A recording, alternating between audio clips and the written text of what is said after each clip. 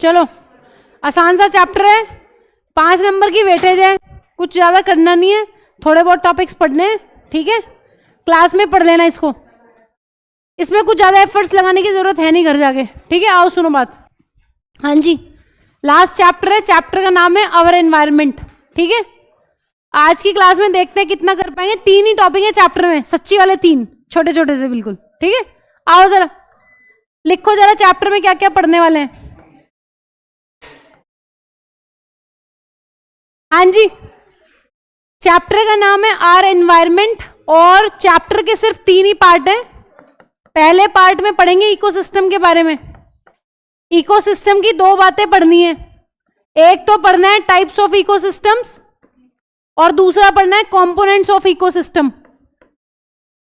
Ecosystem की 2 बातें पढ़नी है पहले पार्ट में, जो आज ही खत्म हो जाएंगी, टाइप्स ऑफ इकोसिस्टम और कंपोनेंट्स ऑफ इकोसिस्टम, ठीक है। दूसरे पार्ट में क्या पढ़ेंगे? दूसरे पार्ट में पढ़ेंगे फूड चेन और फूड वेब के बारे में, फूड चेन और पढ़ेंगे फूड वेब, बस। और इसी में एनर्जी का फ्लो, प्राइमरी कंज्यूमर कौन है, कितनी सनलाइट लेते हैं, वो सब बातें पढ़े खत्म कर देंगे। 5 नंबर का चैप्टर है, आसान से क्वेश्चंस आते हैं, कुछ ज्यादा है नहीं। हाँ जी, लास्ट में पढ़ेंगे कि ह्यूमन बींग्स की एक्टिविटी किस तरीके से एनवायरमेंट को अफेक्ट करती हैं, ठीक है। How do our activities affect environment. अब हमारी एक्टिविटीज में कौन कौन सी एक्टिविटीज पढ़नी है मैम? एक तो पढ़ना है हमें इसमें मैनेजमेंट ऑफ गार्बेज के बारे में, कि गार्बेज को कैसे मैनेज कर सकते हैं। नहीं बेटा प्लीज झूठ मत बोलो। पहली चीज ये पढ़ेंगे मैनेजमेंट ऑफ गार्बेज के बारे में, और दूसरा टॉपिक क्या रहेगा? दूसरे टॉपिक में पढ़ेंगे डिप्लीशन ऑफ ओजोन लेयर, काफी इंपॉर्टेंट है, यहां से सवाल आते ही आता है। डिप्लीशन ऑफ ओजोन लेयर, कि कौन कौन से केमिकल्स हैं, किन किन केमिकल्स की वजह से ओजोन लेयर जो है वो डिप्लीट हो रही है, और हम कैसे ओजोन लेयर को बचा सकते हैं, और इसके कॉन्सिक्वेंसेस पे क्वेश्चंस आते हैं। तो ये बहुत इंपॉर्टेंट पार्ट है, डिप्लीशन ऑफ ओजोन लेयर। एक क्वेश्चन 3 नंबर का पक्का ही है यहां से ऑलमोस्ट। और फूड चेन फूड वेब में 2 मार्क्स का क्वेश्चन आता है। तो इस तरीके से ये चैप्टर में 5 नंबर का है तुम्हारा, एक 3 नंबर का सवाल आएगा मोस्ट प्रोबेबली, एक 2 का। क्या? हाँ, किसमें क्या? इकोसिस्टम का क्या? चैप्टर 5 नंबर का है ना, मोस्ट प्रोबेबली यहीं से आता है, उससे कुछ आया तो आया, नहीं आया तो नहीं आया, ठीक है। वैसे मोस्टली यही है, 2 इंपॉर्टेंट चीजें इसमें। चलो, इकोसिस्टम तो तुम बहुत सारे इसके ऐसे टॉपिक्स है जो तुम बचपन से पढ़ते आ रहे हो, जो हम आज डिस्कस करेंगे और मैं तुमसे पूछूंगी, ठीक है। 3rd 4th 5th 6th class से बेसिक बेसिक सी कुछ बातें पढ़नी है, जल्दी करो। हाँ जी, तो ये मेन 3 टॉपिक इस चैप्टर में पढ़ेंगे। इकोसिस्टम, कितने टाइप का इकोसिस्टम है, उसके कंपोनेंट्स क्या क्या होते हैं मैम। दूसरे टॉपिक में पढ़ेंगे फूड चेन फूड वेब के बारे में, एनर्जी की पूरी रिसाइकलिंग के बारे में, कि एनर्जी किस तरीके से सन से ट्रैप करते हैं प्रोड्यूसर्स, और फिर उस एनर्जी को प्रोड्यूसर्स जो है वो कंज्यूमर्स को ट्रांसफर करते हैं ना, वो सारी बातें पढ़नी है। और लास्ट में फिर ये चीजें पढ़ लेंगे कि भाई हमने कितना गंद मचा रखा है अर्थ पे, हमारी एक्टिविटीज जो है वो किस तरीके से हमें ही फाइनली अल्टीमेटली अफेक्ट करने वाली हैं, वो सारी बातें पढ़ लेंगे, ठीक है। चले आओ जरा, अब चैप्टर का नाम है एनवायरमेंट। हाँ जी, what do you mean by environment, ये तो सवाल बनता ही है पहला। बताओ जल्दी, आप क्या समझते हो कि एनवायरमेंट का क्या मतलब है? हाँ, पर्यावरण क्या है, कहाँ का पर्यावरण, कैसा पर्यावरण? हाँ जी बोलिए जल्दी, what is environment? Are you so मत बताओ जल्दी, ये देख नींद्रा मुद्रा में चला गया, जल्दी गॉड ब्लेस यू कर दो उसको। हाँ जी बोलिए, एनवायरमेंट का क्या मतलब होता है?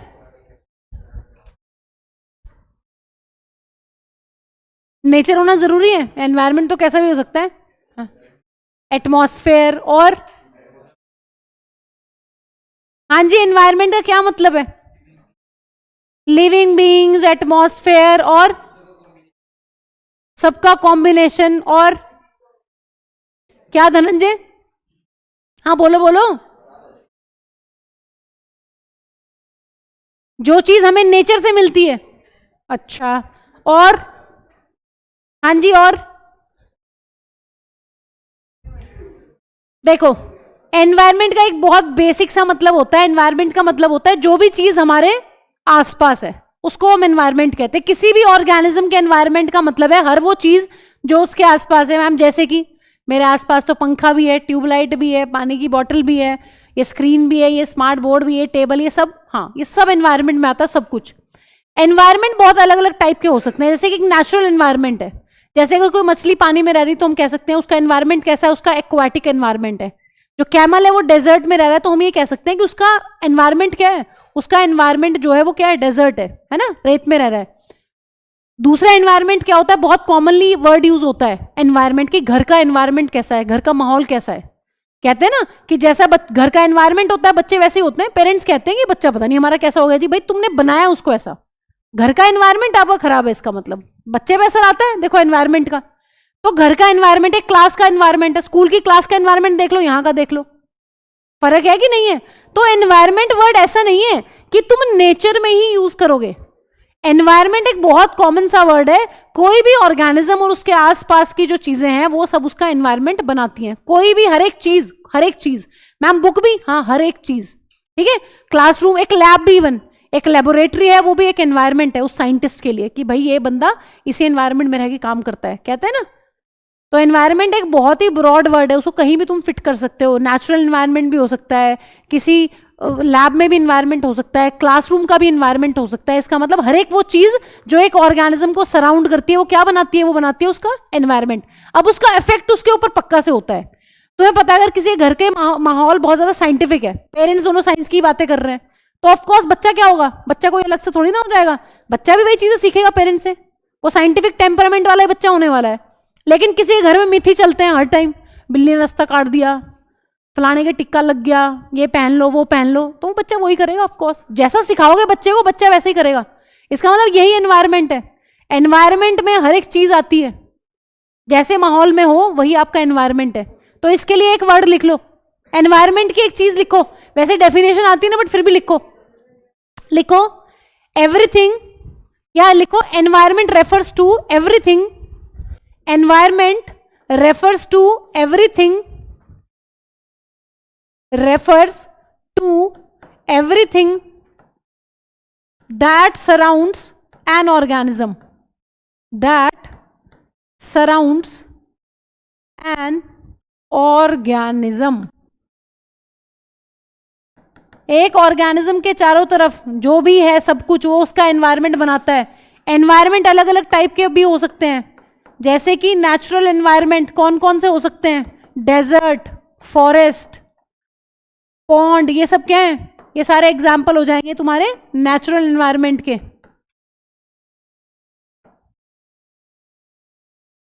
मैम क्या बिल्डिंग भी आ जाएगी एनवायरनमेंट में, भाई सब कुछ आ जाएगा, सब कुछ, ठीक है। ह्यूमंस के द्वारा जितनी बिल्डिंग्स बनाई गई हैं सारी, ये भी एनवायरनमेंट है। एक बंदा झोपड़ी में रह रहा है, एक बंदा अपार्टमेंट्स में रह रहा है, बिल्डिंग में रह रहा है, तो वो उसका एनवायरनमेंट है, अलग अलग एनवायरनमेंट है दोनों का, ठीक है। तो यहां पर तुम्हारे बहुत सारे एनवायरनमेंट हो सकते हैं, जैसे laboratory can be environment for a scientist, student के लिए क्लासरूम, घर, बहुत सारी चीजें आ जाएंगी, बिल्डिंग्स, ये सब भी एनवायरनमेंट में आ जाएंगी। इसका मतलब हर एक वो चीज जो आपके आसपास है।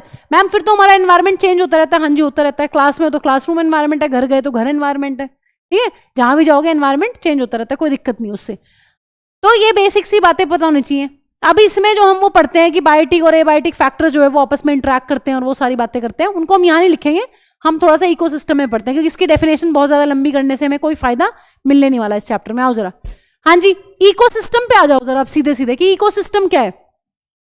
इकोसिस्टम क्या होता है, कहीं पढ़ा है पहले, छोटी क्लासेस में पढ़ा होगा आई थिंक, विभोर पढ़ा है कभी इकोसिस्टम, बता दो बेटा क्या पढ़ा है फिर। हाँ जी किसी को याद आ रहा है,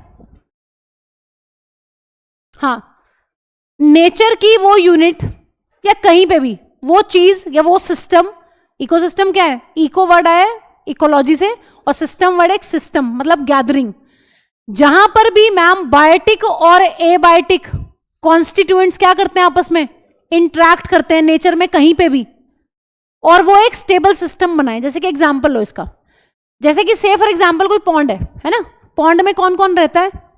हाँ जी, पॉन्ड में कौन कौन रहता है? मछलियां रहती हैं, बड़ी छोटी हर टाइप की मछली होती है, और फ्रॉग्स रहते हैं, और मैम बहुत छोटे छोटे प्लांट्स भी रहते हैं जिनको हम फाइटोप्लैंक्टॉन्स बोलते हैं। देखो कुछ वर्ड्स हैं वो तुम्हें सीखने पड़ेंगे क्योंकि वो तुम्हारे फूड चेन में भी काम आएंगे।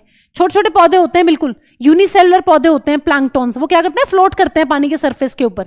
ऐसे ही जानवर भी होते हैं यूनिसेलुलर, तो इनको कलेक्टिवली जो प्लांट है तैरने वाले फ्लोटिंग, उनको फाइटोप्लैंक्टॉन्स वर्ड यूज करते हैं, और जो ऐसे ही जानवर होते हैं उनको कहते हैं ज़ूप्लैंक्टॉन्स। तो बेसिकली अगर तुम किसी, जैसे पॉन्ड की बात कर लो, किसी भी एक्वाटिक एनवायरनमेंट की अगर बात करते हो, तो वहां पर जो फाइटोप्लैंक्टॉन्स हैं वो अपना खाना कैसे बना रहे होंगे? हाँ जी बताना जरा। अगर मैं ये कह रही हूं कि फाइटोप्लैंक्टॉन्स छोटे पौधे हैं, यूनिसेलुलर पौधे हैं जो पानी की सरफेस पे फ्लोट कर रहे हैं, वो अपना खाना कैसे बना रहे होंगे पॉन्ड के अंदर? मैम वो सनलाइट को यूज कर रहे होंगे, फोटोसिंथेसिस कर रहे हैं कि नहीं? तो वो सनलाइट भी यूज कर रहे हैं, वो वहां का एटमॉस्फेयर पानी भी यूज कर रहे हैं, वो वहां की एयर को भी यूज कर रहे हैं, बहुत सारी चीजें यूज करके क्या बना पा रहे हैं? अपना फूड। और तुम्हें पता है फिर वो प्लांट्स क्या कर रहे होंगे? जो फ्लोटिंग प्लांट्स हैं मैम, वो खाना बन रहे होंगे किसके लिए? कंज्यूमर्स के लिए। छोटी मछली, बड़ी मछली, ये क्या खा रही होंगी? ये वही खा रही होंगी मैम, है ना? ये खाती है जू प्लैंक्टॉन्स को, और फिर जू प्लैंक्टॉन्स को कौन खाते हैं? छोटी और बड़ी मछली। उस बड़ी मछली को कौन खा जाता है फिर? कोई बर्ड वर्ड या कोई भी चीज उसको आगे खा लेती है। इसका मतलब क्या है? अगर तुम ध्यान से देखो, ये सारे के सारे ऑर्गेनिजम्स एक पॉन्ड के अंदर कैसे सर्वाइव कर रहे हैं? मैम ये सर्वाइव कर पा रहे हैं एक दूसरे की कोलैबोरेशन से। अगर एबायोटिक फैक्टर्स इन बायोटिक फैक्टर्स को जिंदा रखने में मदद नहीं करेंगे तो सारे के सारे मर जाएंगे। तो इस टाइप की इंटरेक्शन को हम लोग क्या बोलते हैं? इस टाइप की इंटरेक्शन को हम कहते हैं इकोसिस्टम, जहां पर लिविंग और नॉन लिविंग चीजें दोनों मिलकर क्या बनाती है? एक स्टेबल सिस्टम। ठीक है, इसके बहुत सारे एग्जाम्पल्स, एग्जाम्पल्स की फॉर्म में हम समझते रहेंगे। एक छोटी सी फ्लो चार्ट बना लो। देखो, एक एनवायरमेंट में मान लो लिविंग ऑर्गेनिजम्स रह रहे हैं, किसी भी एक जगह पर एनवायरमेंट में लिविंग ऑर्गेनिज्म है और ये दूसरे टाइप के लिविंग ऑर्गेनिज्म है। हाँ जी, ये बताओ क्या हमारा कभी पाला पड़ता है दूसरे टाइप के लिविंग ऑर्गेनिज्म से? हाँ जी मैम पड़ता है, क्यों नहीं पड़ता? हम भी लिविंग ऑर्गेनिज्म है, प्लांट्स भी लिविंग ऑर्गेनिज्म है, तो क्या हम कभी प्लांट्स को देखते नहीं? जानवर है बहुत, गली में इतने कुत्ते घूमते रहते हैं, भैंस है, गाय है, क्या है घरों में जब जो पालते हैं, तो हमारा आपस में कुछ इंट्रैक्शन है या नहीं है? मैम है। गाय और भैंसे जो पेट होते हैं वो तो पूरा टोटली डिपेंडेंट होते हैं किसके ऊपर? हमारे ऊपर।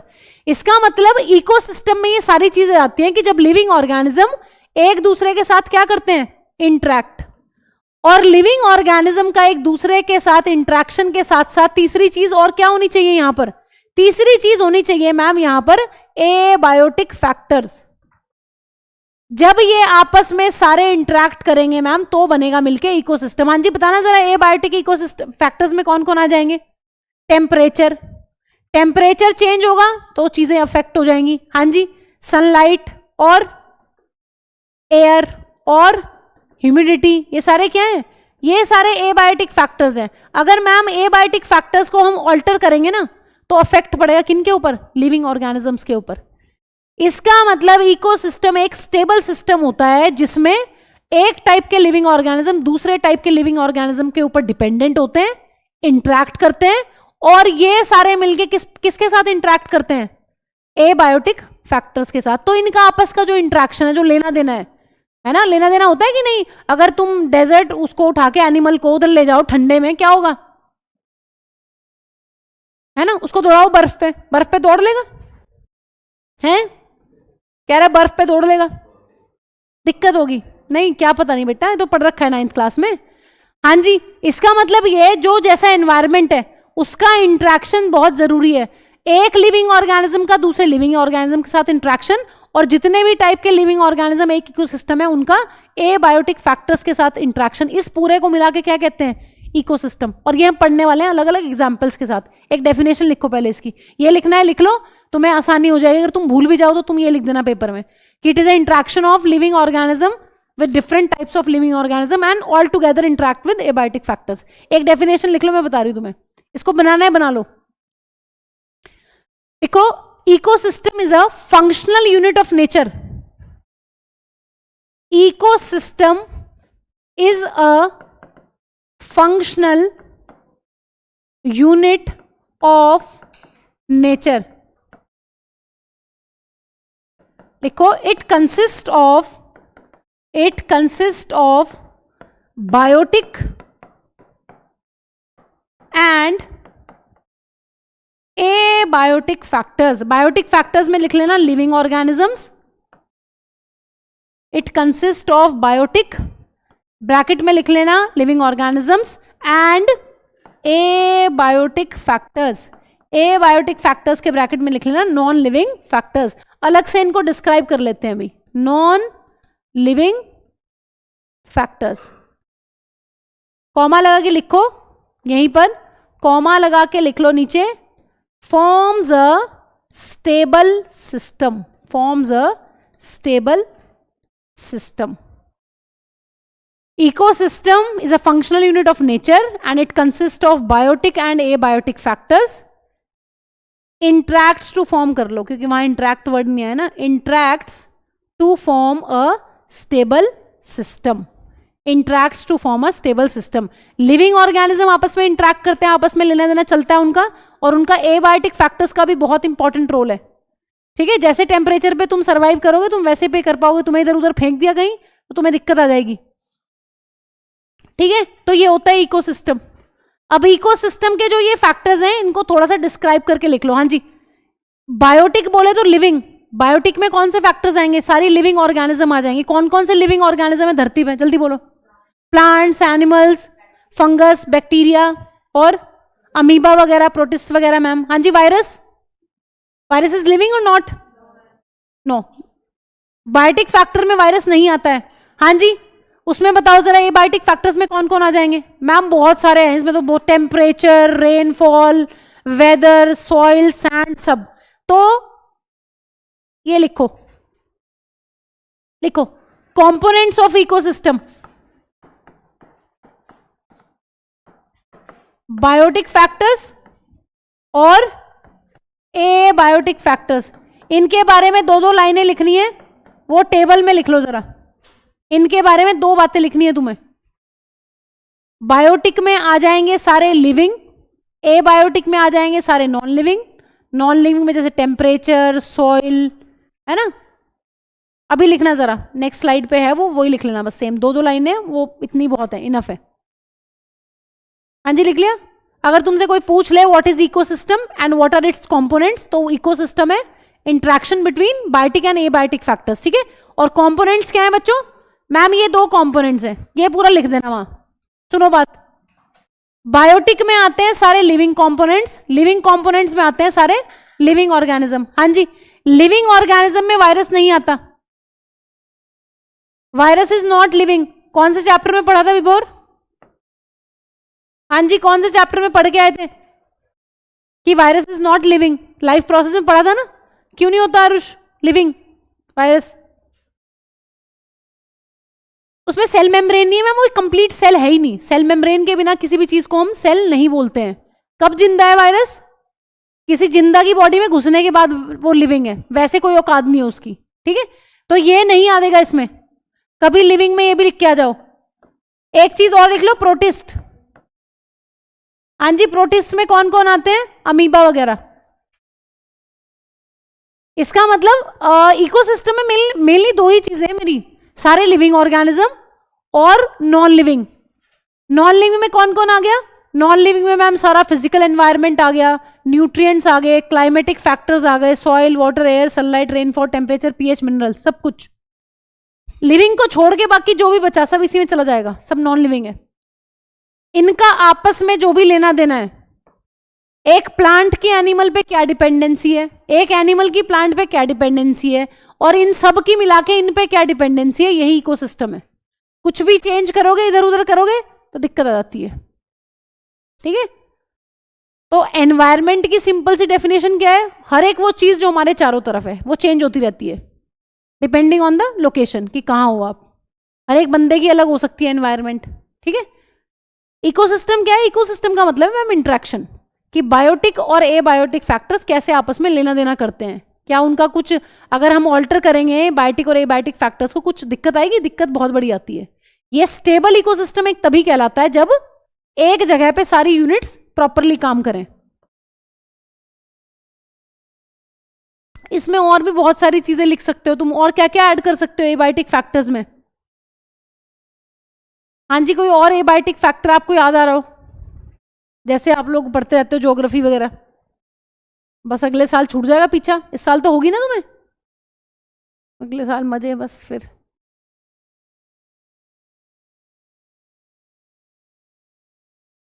किसी के पेपर खत्म हुए ग्रीनवे को छोड़ के? बस, और किसी के नहीं हुए? लिख लिया, चलो।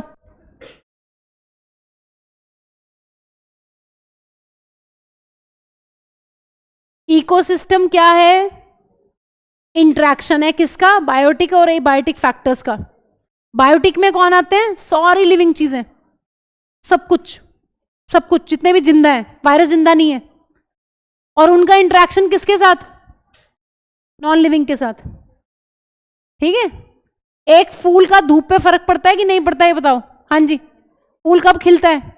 एक प्लांट को जब ऑप्टिमम सनलाइट मिलेगी ना तभी फूल खिलते हैं, है ना। देखने में ऐसा लगता है कि प्लांट को धूप की, ठीक है, फोटोसिंथेसिस के लिए जरूरत है, बाकी कहाँ जरूरत है मैम? फूल खिलने के लिए भी एक पर्टिकुलर टाइम चाहिए, एक पर्टिकुलर घंटे चाहिए सनलाइट के, तभी फूल खिलते हैं फ्लावर्स के अंदर। इसका मतलब बहुत कुछ लेना देना है, बहुत सारी ऐसी चीजें जो हमें दिख भी नहीं रही। ये सारे क्या है? ज्यादातर प्रोटिस्टा, अमीबा को छोड़ दो, ज्यादातर प्रोटिस्टा क्या होते हैं? फोटोसिंथेसिस करते हैं। ज्यादातर प्लांट क्या करते हैं? फोटोसिंथेसिस करते हैं। और ये किनको खा रहे हैं? एनिमल्स और फंगी, ये हेटरोट्रॉफ्स हैं, ये इन्हीं को तो खा रहे हैं।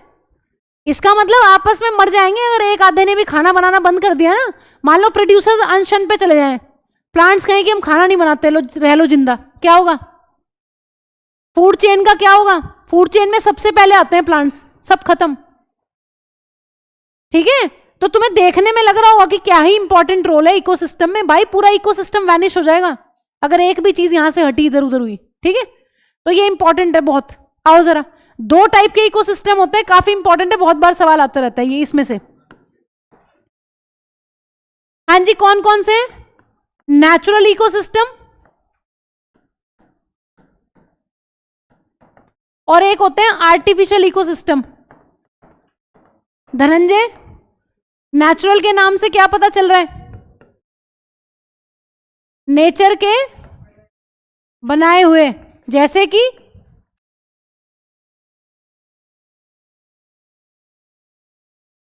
हाँ, घुस जा उसके कान में। हाँ जी, देखो नाम से ही पता चल रहा है, नेचुरल इकोसिस्टम। ध्यान से सुनो, नेचुरल इकोसिस्टम होते हैं, डेफिनेशन थोड़ी अलग से लिखनी है। नेचुरल इकोसिस्टम वो है जिनको बनाती भी नेचर है और जिनकी देख रेख भी नेचर ही करती है। जैसे कि कभी तुम जाते हो जंगल में झाड़ू लगाने कि आज फॉरेस्ट की सफाई कर देता हूं मम्मी, आज पॉन्ड को साफ कर आता हूं मम्मी, गंदगी हो रही, नहीं ना। ह्यूमन बींग्स का कोई रोल नहीं है, ह्यूमन बींग्स का नेचुरल इकोसिस्टम को मेंटेन करने में कोई भी रोल नहीं है।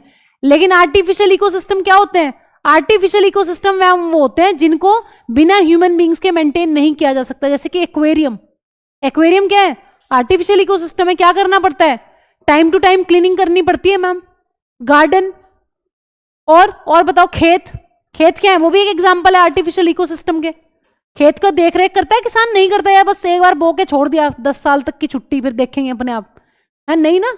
इसका मतलब नेचुरल इकोसिस्टम वो है जिनकी देखरेख इंसान, नेचर के द्वारा की जाती है, और आर्टिफिशियल या फिर मैन मेड इकोसिस्टम वो है जिनकी देखरेख कौन करता है? जिनकी देखरेख ह्यूमन बीइंग करते हैं। लिखो एक एक लाइन और दो दो एग्जाम्पल, फिर आगे चलते हैं। चलो जल्दी, इसमें ज्यादा टाइम वेस्ट नहीं करना क्योंकि कुछ है ही नहीं पढ़ाने का। देखो, natural ecosystem are those, natural ecosystems are those which are maintained and manipulated by, natural ecosystem are those, natural ecosystem are those which are maintained and manipulated by, किससे? नेचर। ब्रैकेट में लिख लेना यहीं पर, no involvement of human beings, no involvement of human. ठीक है, यहां पर कोई रोल नहीं है। देख लो, एग्जाम्पल लिखिए जरा। हाँ जी, एग्जाम्पल में क्या क्या आ जाएगा ये बताओ क्या है? डेजर्ट, माउंटेन्स, लिखो सारे एग्जाम्पल्स हैं ये। पॉन्ड, ये कौन है? ग्रासलैंड, ये कौन है? फॉरेस्ट। ये सारे किसके एग्जाम्पल हैं? ये सारे के सारे एग्जाम्पल है नेचुरल इकोसिस्टम के। हम कभी नहीं जाते वहां झाड़ू लगाने या सफाई करने, अपने आप नेचर उनको मेंटेन करती है। वहां है इतनी चीजें, मिट्टी में डिकम्पोजर्स पड़े हुए हैं भर भर के, है ना, वो अपने आप देखेंगे कूड़ा करकट जो पैदा होगा। डेजर्ट, माउंटेन्स, ग्रासलैंड, पॉन्ड और फॉरेस्ट, ये किस किस के एग्जाम्पल्स हैं? हाँ जी, और कोई एग्जाम्पल ऐड करना चाहो नेचुरल में, बताओ जल्दी। जहां बाहर से कुछ चीज नहीं लाके डालनी पड़ती, अपने आप सेल्फ सफिशिएंट चीजें हैं। ओशन है ना, इसी में आ जाएगा। लेक, इसी में आ जाएंगी सारी। हाँ जी, आर्टिफिशियल लिखो, लिखो these are maintained, these are maintained and manipulated by human beings.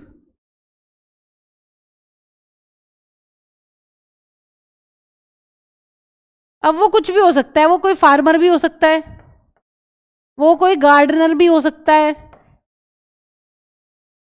वो कोई हॉर्टिकल्चरिस्ट भी हो सकता है, वो कुछ भी हो सकता है, वो कोई साइंटिस्ट भी हो सकता है तो इंसान ही, या साइंटिस्ट के कुछ और है? तो इसका मतलब जिसकी देख रेख करनी पड़े इंसानों को, वो मैन मेड है, वो आर्टिफिशियल है। आर्टिफिशियल चीजें कहते हैं उनको हैं जिनमें ह्यूमन बींग्स का इन्वॉल्वमेंट हो, जिनमें नेचर खुद अपने आप देख रही है, भाल रही है, वो उसका काम है। ठीक है, हाँ जी, एग्जाम्पल्स में आओ जरा, कौन कौन से एग्जाम्पल है? गार्डन, ये क्या है? क्रॉप फील्ड मतलब खेत, ठीक है, एक्वेरियम, ये सारे क्या हैं? ये सारे मैम एग्जाम्पल्स हैं अपने। किसके?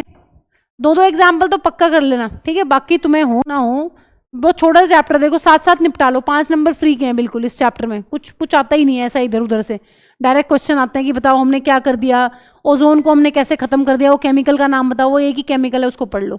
5 नंबर तुम्हारी जेब में, इसमें सब क्या जाते हैं 5 नंबर, ठीक है, तो इसमें कुछ है ही नहीं। आप ये नहीं कि इसे पढ़ के बाकी खुशी, नेक्स्ट लेवल 5 नंबर पक्के बस बोर्ड में, भाई 100 में से 5 तो आ ही रहे हैं, ठीक है धनंजय, ये 5 ऐड करेगा, इसे कर लेना पक्का। छोटा सा चैप्टर है, बहुत प्यारा सा, ठीक है, ज्यादा दिक्कत नहीं होगी। साइज ऑफ इकोसिस्टम, मैम कितना बड़ा होगा इकोसिस्टम में? कुछ है क्या ऐसा कितने एरिया में अगर आएगा तो वो इकोसिस्टम कहलाएगा? नहीं तो नहीं, नहीं भाई, साइज कुछ भी हो सकता है। एक बहुत छोटे से छोटा पॉन्ड भी क्या कहलाता है? इकोसिस्टम है। एक बड़े से बड़ा ओशन भी क्या कहलाता है? इकोसिस्टम। साइज कुछ नहीं है, size is highly variable. Size जो है इकोसिस्टम का हाईली वेरिएबल है। It can be as small as a pond and it can be as large as a ocean, ठीक है। तो साइज का ऐसे कोई वो नहीं है कि इतने एरिया में आएगा तो वो इकोसिस्टम कहलाएगा। इकोसिस्टम में बस 2 ही चीजें चाहिए कि जो वहां रहने वाले बायोटिक और एबायोटिक फैक्टर्स हैं वो आपस में क्या कर रहे हो, उनका कुछ इंट्रैक्शन हो, ठीक है, बाहर से कुछ किसी थर्ड चीज की जरूरत ना पड़े उन्हें। अब किसी बच्चे को लग सकता है कि मैम ये सनलाइट को तो यूज कर रहे हो तो बाहर से ही आ रही है, तो सनलाइट तो बाहर से आएगी, सनलाइट अंदर से कहां से आएगी? एबायोटिक फैक्टर्स तो आसपास ही है ना, वही जो धूप आ रही है उसको तो यूज करेंगे ही वो, ठीक है। तो साइज ऐसा कुछ नहीं है। कभी तुम्हें स्टेटमेंट बेस्ड क्वेश्चन आता है ना, असर्शन रीजन, कि size of ecosystem is highly variable, तो ठीक बात है बिल्कुल, इसमें कुछ वो नहीं है। हाँ जी, एक्टिविटी पढ़िए जल्दी। इस चैप्टर में ज्यादा टाइम नहीं लगाना हमने, 4-5 दिन, फिर हम नेक्स्ट चैप्टर पे चलेंगे अपने। करो जल्दी जल्दी, वैसे 3 दिन में हो जाना चाहिए, लेकिन वही है मेरी स्पीड दर्द ज्यादा है तो इसलिए नहीं हो पाएगा। पढ़ो जल्दी एक्टिविटी। किताब लाए हो? हाँ जी, बुक है, निकाल लो। फिर क्या करोगे उसका? क्या? एक कटोरी में पानी ले लोगे तो वो इकोसिस्टम है। उसमें कौन से जीव जंतु डाल रखे हैं? हाँ, अगर बैक्टीरिया है उसके अंदर तो है वो इकोसिस्टम। हाँ हाँ, क्यों नहीं, अगर उसके अंदर बैक्टीरिया है सिस्टम है। क्या? बिना ऑक्सीजन के कुछ नहीं, तो कुछ नहीं। हाँ जी पढ़िए, ये देख ये देख। हाँ जी, you might have seen an aquarium, you might have seen aquarium, देखा होगा। Let us try to design one. Question आता है कि बताओ क्या क्या चीजें चाहिए एक एक्वेरियम बनाने के लिए। हाँ जी, ये धनंजय बताएगा, बहुत बातें कर रहा है। धनंजय, मुझे एक एक्वेरियम बनाना है, मुझे क्या क्या चाहिए? अब ये मत कहना मैम आपको बनाना है तो आपको पता होगा, जल्दी बताओ। मछली, मछली को डाल देगा सीधे एक्वेरियम में? कुछ लाएगा भी या निकाल के ऐसे लटका के रखेगा? अरे भैया पहले कुछ ले तो आओ। ये कह रहे हैं वाटर। सबसे पहले क्या चाहिए? डिब्बा नहीं, क्या बोलते हैं, जार। एक बड़ा सा मैम ग्लास का जार लेंगे, उसके अंदर पानी भरेंगे, उसके अंदर पत्थर वत्थर सजाएंगे। माहौल दो ना भाई, मछली को भी माहौल पसंद है। लगा लो, तुम्हें दिख जाएगी उसमें से। अगर मान लो दो मछलियां आपस में लड़ रही हैं, फिर हाँ छुड़ा सकते हैं। अच्छा, मछली खाती क्या है? फिश फूड आता है मार्केट में अवेलेबल है, छोटे छोटे वो आते हैं, क्या बोलते हैं, टैबलेट्स आती हैं, अंडे नहीं, वो टैबलेट्स आती हैं, वर्म्स की टैबलेट्स, बहुत छोटी छोटी, वो खाती हैं वो। ठीक है, तो फूड आता है, fish food is available in the market. और क्या लगाओगे? कई बार ये तुम्हें ये कहता है, अरे सुन लो, बस इनसे तो बात ही ना करो तो ही ठीक है, पढ़ाते रहो इनको बस कॉन्टिन्यूसली। हाँ जी, इस एक्टिविटी में 3 सवाल हैं। पहली चीज ये, क्या क्या चीज चाहिए आपको एक्वेरियम बनाने के लिए। दूसरी इंपॉर्टेंट चीज ये है कि the fish would need a free space for swimming. तो एक लार्ज जार चाहिए, पानी चाहिए, ऑक्सीजन चाहिए और फूड चाहिए। ऑक्सीजन कैसे मिलेगी? से हवा से काम बन जाएगा? नहीं, उसमें एरेटर लगाना पड़ता है एक, जिससे ज्यादा ऑक्सीजन आप क्या करो, हाँ जी, हवा से यूज कर लेगी मछली। मछली को कौन सी ऑक्सीजन चाहिए?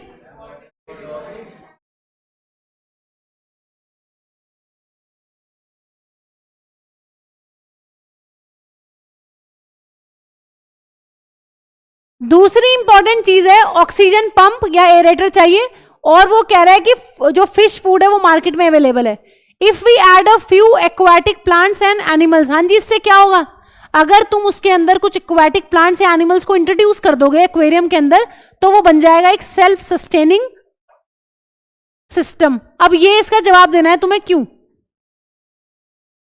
इसमें से सारे क्वेश्चंस आते हैं, मुंह बंद रखो, पढ़ लो चुपचाप, नहीं तो खरी खोटी सुनोगे फिर मुझसे, क्योंकि मैं ऐसा मास्टर तो है नहीं सुन के चुपचाप खड़ी रहूंगी यहाँ, पता है ना? तो थोड़ा सम्मान दे और सम्मान ले, ठीक है क्या? सुन तो जाओ, सुनोगे तभी तो। हाँ जी ऋत्विक, क्या हुआ?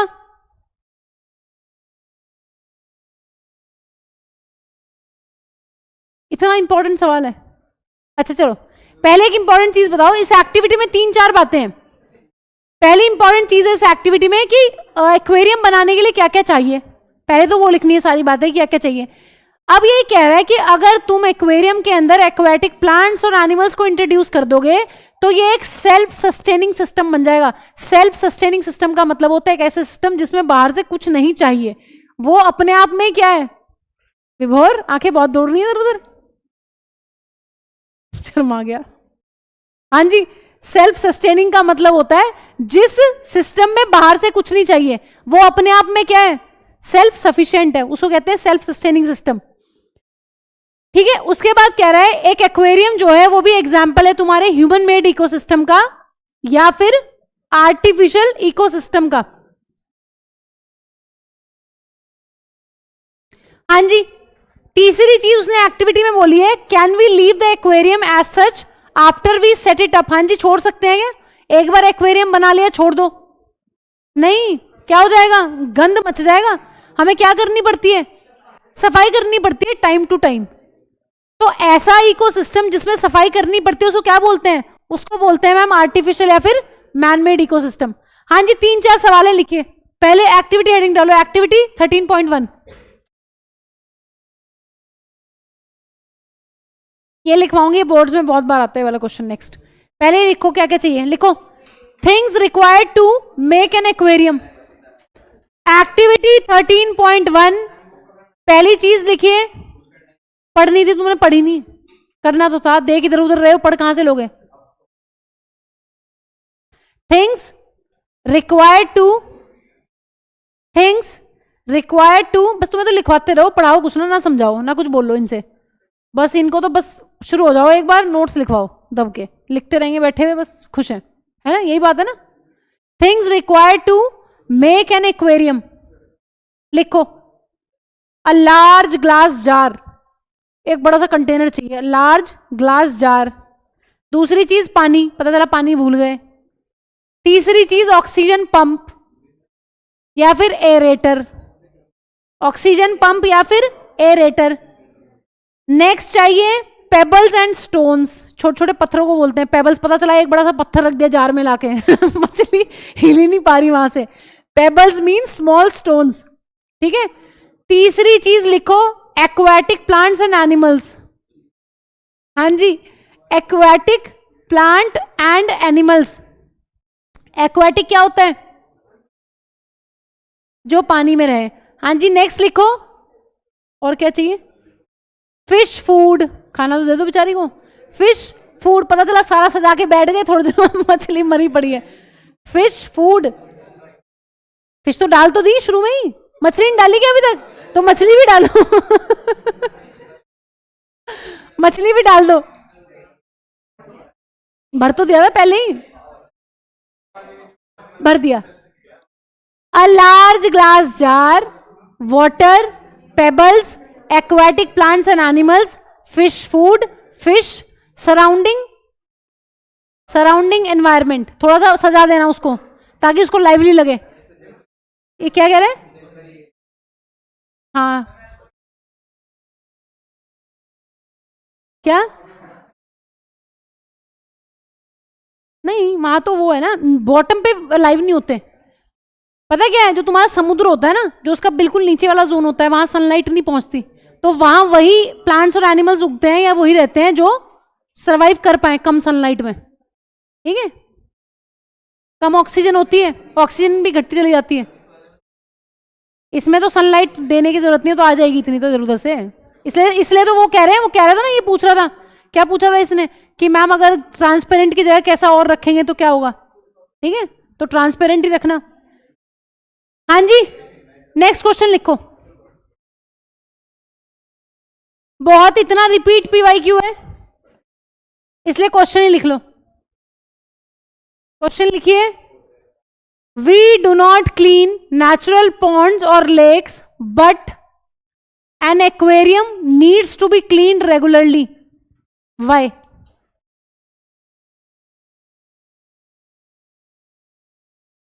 क्योंकि जिसने बनाया उसका काम है कि साफ करो। देखो क्या आंसर लिखना है, पहले तो ये बता देना कि जो पॉन्ड है उसमें क्या होते हैं, उसकी सफाई कौन कर रहे हैं? डीकंपोजर्स। पॉन्ड के अंदर नेचुरली अपने आप क्या है?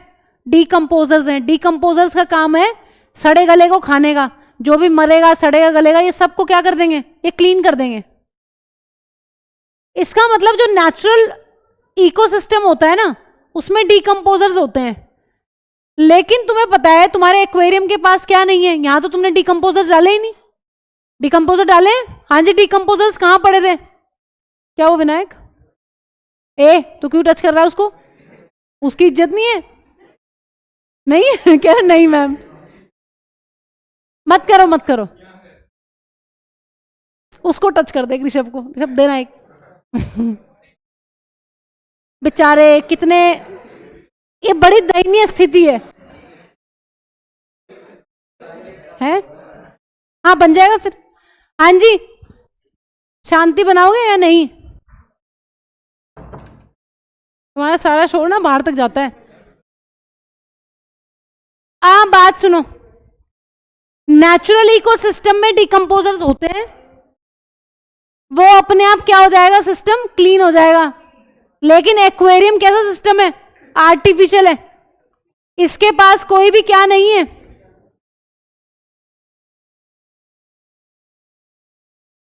हाँ तो बन जाएगा। ये लिख लो, तुम इसी लायक हो, तुम्हारे कोई पढ़ाने का फायदा नहीं है। हाँ जी, आंसर लिखो। एक्वेरियम एक मैनमेड या फिर आर्टिफिशियल इकोसिस्टम है, इसमें डिकम्पोजर्स नहीं होते हैं, इसलिए इसको टाइम टू टाइम क्लीन करना पड़ता है। लेकिन अगर हम बात करते हैं पॉन्ड की या लेक की, वो एक नेचुरल सेल्फ सस्टेनिंग सिस्टम है, कंप्लीट सिस्टम है, उसके अंदर डिकम्पोजर्स होते हैं। तो वहां पर डिकम्पोजर्स खुद ही क्लीन कर देते हैं, because they are cleaning agents. अगर मैम इसमें डाल दें, इसमें डाल दोगे तो भी बात कम ही बनेगी एक्वेरियम के अंदर, क्योंकि बहुत सारी अभी फूड चेन पढ़ोगे तब समझ में आएगी ये चीज। फूड चेन तो पढ़ भी रखी होगी पहले किसी क्लास में, पढ़िए, स्टेप्स पढ़े क्या? चलो नहीं पढ़े तो वहां समझ में आ जाएगी क्या इंपॉर्टेंस है। अगर तुमने डिकम्पोजर्स डाल भी दिए तो उनका सर्वाइवल ज्यादा पॉसिबल है नहीं। तो ये कॉमन सेंस है, इसमें कुछ आंसर लिखवाना नहीं चाहिए था, लेकिन बहुत रिपीट होता है इसलिए लिखवा दिया है कि नोट्स में ही ऐड कर लो। जो पॉन्ड और लेक है वो नेचुरल इकोसिस्टम है, उनमें डिकम्पोजर्स होते हैं। बस करो, कितनी बातें करोगे। विभोर क्या है ये कौन सा स्टाइल है नया है? ऐसे एक ये दोनों, तुम्हारी क्या समस्या है? मैथ्स का टेस्ट अच्छा हुआ है?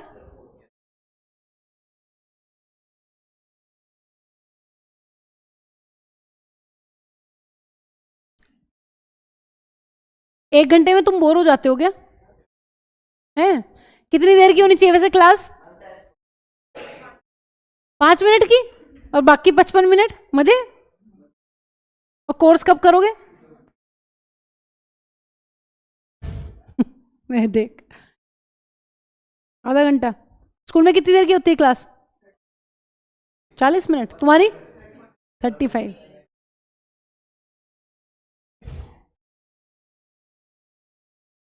ठीक है, आसान है, कुछ है इसमें? ये तो मैम हम खुद ही लिख लेते हैं, आपने क्यों करवाया? जो नेचुरल इकोसिस्टम है उसके पास डिकम्पोजर्स होते हैं अपने, लेकिन आर्टिफिशियल इकोसिस्टम में डिकम्पोजर नहीं होते, इसीलिए वो एक सेल्फ सस्टेनिंग सिस्टम नहीं हो सकता। हाँ जी ठीक है।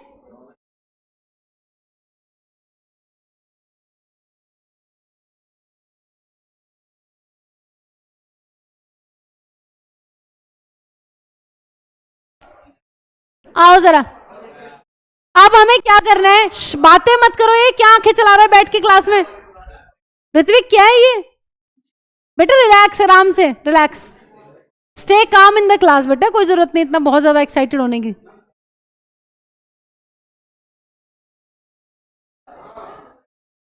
अच्छा तुम बाहर जाके करना, चाहे चाहे चाहे, चुप हो जाओ। हाँ जी, अब हम पहले बायोटिक फैक्टर्स को पढ़ लेते हैं, आ जाओ। इकोसिस्टम के बायोटिक फैक्टर्स को पढ़ लेते हैं। ये मैं तुमसे ही पूछूंगी कि तुमने पढ़ रखा है, ये पढ़ा था ना उस वाले चैप्टर में, लाइफ प्रोसेस में। एक आधे को ना उठा के बाहर फेंकती हूँ, भी सच्ची बता रही हूँ, बैग उठा के बाहर सीधे सीढ़ियों से नीचे, और फिर मैं दोबारा नहीं आने देती अपनी क्लास में। ये याद रखना, don't try out my patience, ठीक है? मैंने निकाल रखा है, इस बार मैं फिर भी थोड़ा सा शांत हूँ, सर ने बोला था इसीलिए। पिछली बार 3 बच्चे निकाले, उससे पहले 6 बच्चे 9th क्लास के बैच में से, इसी बदतमीजी पे। सर नहीं बेचारे, सर कुछ नहीं कहते हैं, लेकिन मैं नहीं छोड़ती हूँ। सरस्वती गई थे हाँ वो, इसलिए शांत रहो, क्योंकि होता है ना इधर उड़ते ही ची ची ची ची ची, ये मैं ची ची मेरी बस से बाहर है, पढ़ लो थोड़ा सा, फिर ची ची करते रहना। एक बार कोर्स हो जाए फिर जो मर्जी ची ची ची करना कहीं भी, ठीक है? हाँ जी, अभी चुप हो जाओ, नहीं तुम दोनों का नंबर है। अभी फीस पकड़ो, निकलो, बस्ता उठाओ अपना, चलो। जाना है क्या अभी? अभी चाहिए तो ले लो, चलो फीस, चले बाहर। हाँ जी, हाँ, क्योंकि मेरे से झेला जाएगा ऐसे, मैं नहीं इतना झेल सकती हूँ। हाँ जी, 2-4 को भगाऊं, ठीक है? नहीं बेटा, इतने बड़े हो गए, चाटे कहां से लगेंगे तुम्हें? हाँ जी, 3 टाइप के बायोटिक कंपोनेंट्स हैं। कौन कौन से 3 टाइप के? प्रोड्यूसर्स, कंज्यूमर्स और डिकम्पोजर्स। इनमें बहुत सारे पढ़ेंगे, ये चीज हमने लाइफ प्रोसेस वाले चैप्टर में नहीं पढ़ी थी, लेकिन इस चीज को हम यहां पढ़ेंगे। कंज्यूमर में कौन कौन होते हैं? कंज्यूमर तुम्हें पता है मैम, कुछ वो होते हैं जो घास फूस खाते हैं, हर्बीवोर्स, वो यही आएंगे। हाँ जी, कुछ कौन होते हैं? कुछ होते हैं मैम कौन? कार्निवोर्स, जो किसको खाते हैं? एनिमल्स वगैरह को, वो भी इसी में आएंगे।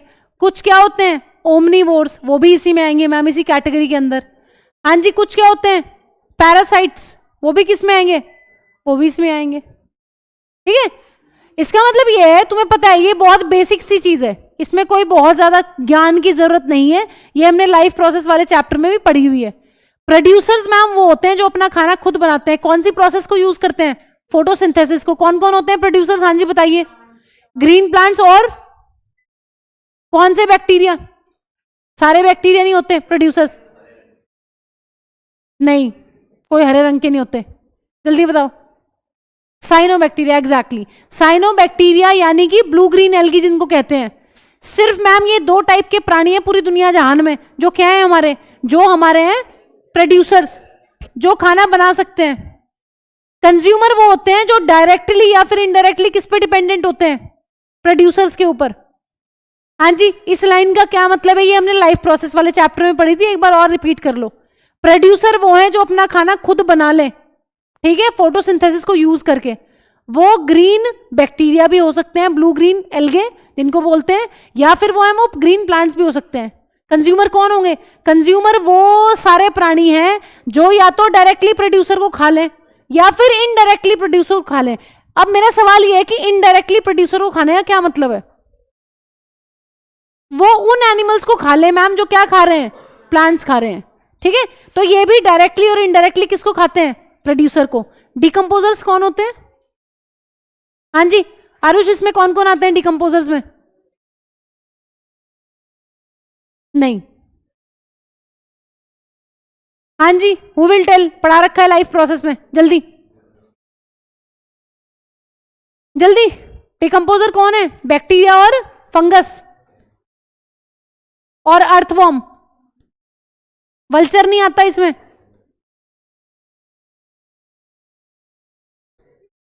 वो इसमें आएगा, वो सड़ा गला खाता है लेकिन उसका कॉन्सेप्ट अलग है। तो ध्यान से सुन लो अब जरा, अब एक एक करके सारे एक्सप्लेन कर लेते हैं। लिखो, पहली कैटेगरी लिखो, प्रोड्यूसर्स या फिर क्या बोलते हैं प्रोड्यूसर्स को? प्रोड्यूसर्स को कहते हैं ऑटोट्रॉफ्स। हाँ जी, क्या काम है मैम? इसमें एग्जाम्पल लिखो, सबसे पहले कौन आते हैं? सारे ग्रीन प्लांट्स। और इसमें आते हैं मैम बैक्टीरिया। हाँ जी, बैक्टीरिया का नाम ध्यान रख लेना, साइनोबैक्टीरिया। इनको बोलते हैं मैम ब्लू ग्रीन एल्गी। इसके नाम में बहुत बड़ा कंफ्यूजन है। एल्गी वैसे प्लांट होते हैं, सुन लो मेरी बात, एल्गी प्लांट होते हैं लेकिन ब्लू ग्रीन एल्गी प्लांट नहीं है। ये क्या है? ये बैक्टीरिया है, ये भाई साइनोबैक्टीरिया। इसके नाम में ब्लू ग्रीन एल्गी है लेकिन ये भाई खुद क्या है? बैक्टीरिया है। तो तुम ये कह सकते हो इसका नाम जो है वो गलत नाम है। गलत नाम को क्या कहते हैं? मिसनॉमर। तो जो ब्लू ग्रीन एल्गी नाम पड़ा ये एक मिसनॉमर है, प्लांट नहीं है, ये एल्गी नहीं है। ये कौन है? ये बैक्टीरिया है। ये इसका सही नाम है लेकिन नाम दोनों है इसके, ठीक है। जैसे कोई बंदा है उसका नाम हैप्पी है लेकिन वो हैप्पी नहीं है, बस बाकी वो सब कुछ है, तो कैसा नाम हुआ? मिसनॉमर ही हुआ एक तरीके से। नाम तो हैप्पी रख दिया घर वालों ने लेकिन हैप्पी कभी रहता ही नहीं है बेचारा, ठीक है। ये दोनों कैटेगरीज तुम्हें लर्न करनी है। हाँ जी, अब बताओ इन्हें खाने बनाने का क्या तरीका है, क्या क्या करते हैं, क्या क्या यूज करते हैं? हाँ जी मैम, ये CO2 यूज करते हैं, ये पानी यूज करते हैं, पढ़ रखा है हमने। और मैम ये सनलाइट यूज करते हैं, और क्या यूज करते हैं? क्लोरोफिल। और क्या यूज करते हैं? बस कितना यूज करवाओगे? हाँ जी, क्या बनेगा जल्दी बताओ। इस इक्वेशन को कौन बैलेंस करेगा, जल्दी बोलो। विभोर बैलेंस करेगा। विभोर, इसको बैलेंस करो।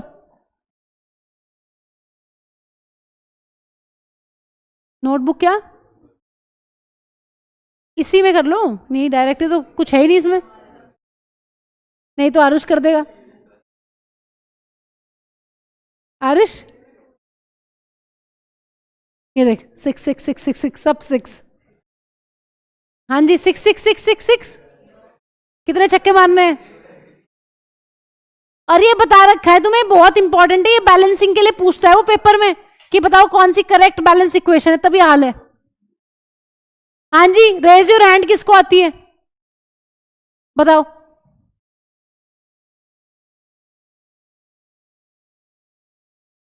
कहां कहां 6 लगाना है? सब जगह 6 लगाना है, किसको छोड़ के? सिर्फ ग्लूकोज को छोड़ के। हाँ जी, और बताओ कोई कुछ नया बैलेंसिंग आती हो तुम्हें, जल्दी बताओ।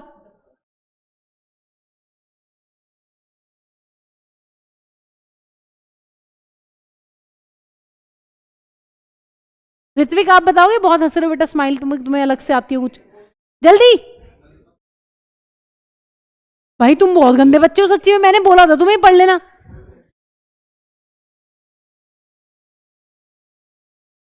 देखना बैलेंस हुई क्या? देखो मैं तुम्हें बता रही हूं, तुमसे पूछा है कौन सी इक्वेशन करेक्ट है। तुम्हें कौन सी इक्वेशन लेनी है जिसमें 12 पानी हो और 6 पानी निकल जाए और 6 H2 इधर ऐड हो जाते हैं इसमें। ठीक है, आई समझ में? तो चुप कर। तो ये है फोटोसिंथेसिस। लिखो इक्वेशन, 2 लाइनें लिखो बस, बात खत्म। हाँ जी लिखो, जल्दी लिखो। ये इक्वेशन कर लो, ये अच्छी इक्वेशन है, इंपॉर्टेंट है यार। फिर तुम्हें आती नहीं होगी। 12 पानी देना है, 6 निकल जाएगा। ठीक है, हाँ लिखनी है ये लाइव प्रोसेस में भी लिखवा रखी है, तब ये हाल है, अभी तक नहीं आ रही। खाना क्या बनता है पता ही है, ग्लूकोज। हाँ जी, कौन बताएगा? धनंजय बताएगा। धनंजय बताओ, ये कैसे स्टोर कर लेते हैं प्लांट्स? ग्लूकोज का क्या बना देते हैं? Let him answer. पढ़ ले बेटा, पढ़ ले। पेपर देने की नहीं इस बार? पेपर देने हैं इस बार? हाँ तो पढ़ ले फिर। देख तुम लोग क्यों नहीं बोलते थे पढ़ने के लिए कभी?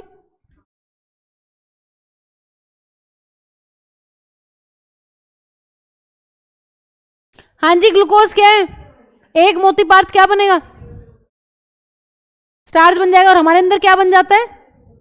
हाँ जी, हमारे अंदर ग्लूकोज से क्या बनता है? ग्लाइकोजन। तो बेटा ये भी याद ध्यान रखना है, अच्छा सवाल है। लिखो 1-2 बातें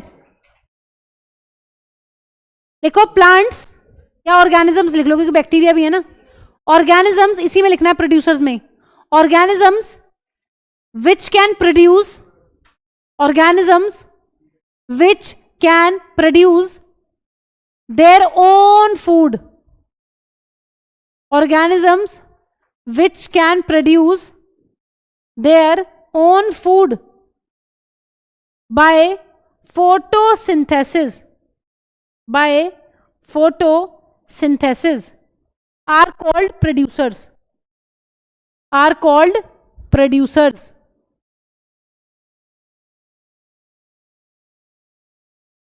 लिखो photosynthesis is a process by which, photosynthesis is a process by which organisms can synthesize. बताना कैसा फूड है ये, ऑर्गेनिक की इनऑर्गेनिक? इधर हाँ जी, कैसा है ये, ऑर्गेनिक की इनऑर्गेनिक? ये ऑर्गेनिक है। लिखो photosynthesis is a process by which producers can synthesize organic food by using inorganic substances. Organic food या फिर glucose by using inorganic substances like CO2 and water.